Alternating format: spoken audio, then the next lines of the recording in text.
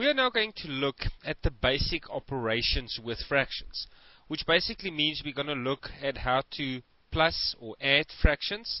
We're going to look at how to minus or subtract fractions, how to multiply fractions, and we're going to be looking at how to divide fractions. But before we even get there, we need to also understand what a fraction is. Now let's take a look at 3 over 4, which we commonly refer to as 3/4. Now the top part is known as the numerator, and we spell it like that, and below the line, the bottom part is known as the denominator. Now it basically means if, for instance, we had a pizza cut into 4 pieces and we take 3 of those 4 pieces. So the denominator, the part below the line, always tells us how many parts the whole was divided into, and the top part tells us how many of those parts we are working with. That in essence is what a fraction is all about. But this now, when the numerator is smaller than the denominator, is known as a common fraction. We also have 2 other types of fractions. We have the mixed number. So say for instance we have 2 and 3/4. In other words, 2 whole pizzas and 3 of the pieces of the third pizza cut into 4. So it's 2 and 3/4. That is known as a mixed number. And then if you multiply like this, denominator multiplied by the number in front, that's 8, plus the numerator, plus 3 is 11, will give us 11 over 4. Then this is known as an improper fraction, because of the fact that the numerator is now bigger than the denominator. That is more often than not just a mathematical technique, not so much a real life scenario. So don't worry about the application of this too much.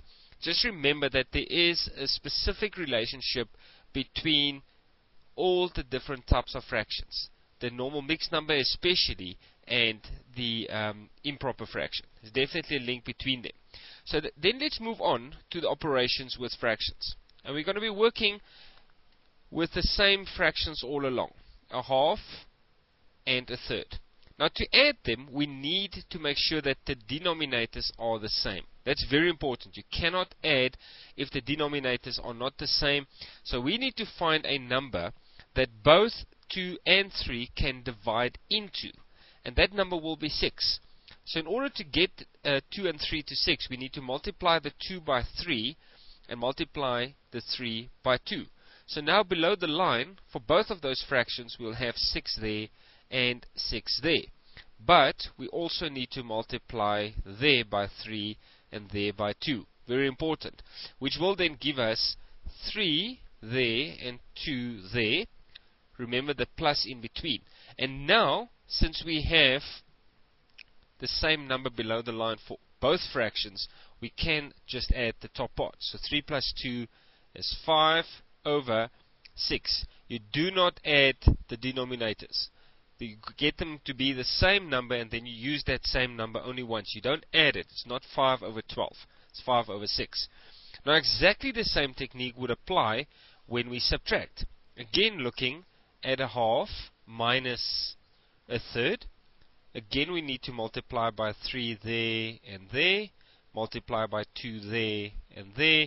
That will then give us 3 over 6 minus, this time, the previous one just had a plus, 2 over 6, and 3 minus 2 is 1 over 6. You don't subtract the denominators, remember that. So the only difference between plus and minus is the fact that there's a plus in the one and a minus in the other. You still need to find the common denominator. So this 6 that we found in both cases. In other words, the number, the smallest number that all the original denominators can divide into, is known as the common denominator, or the lowest common denominator. Then we move on to multiply. Again, half multiplied by a third. Now, multiplication of fractions are very easy. You simply multiply above the line and below the line. So 1 times 1 is 1, and 2 times 3 is 6. So the answer is 1 over 6.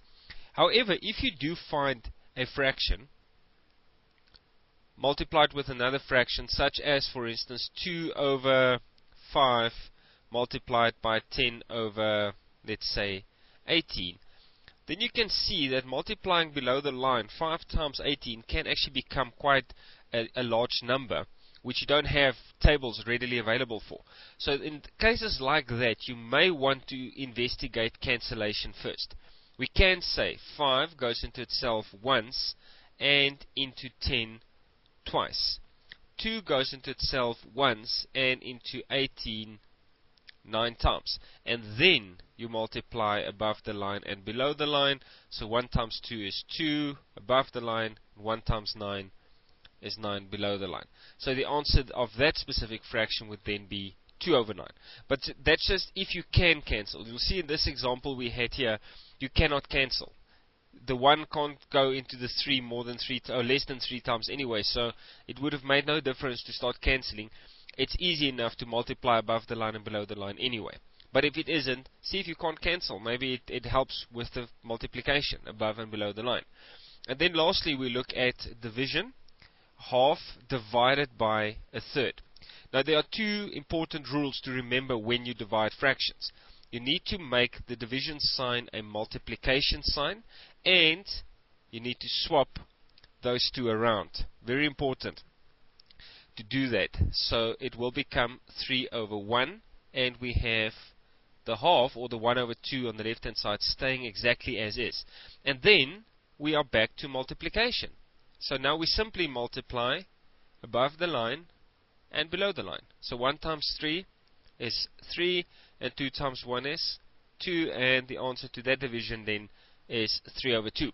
But now you'll notice that 3 over 2, if we go right back to the beginning, has the same structure as that fraction there. The numerator is bigger than the denominator. So now we can write that, because as it is, it's an improper fraction. We can write it as a mixed number by saying 2 goes into 3 once, and what remains is 1 and then over 2. So 3 over 2 is the same as 1 1/2.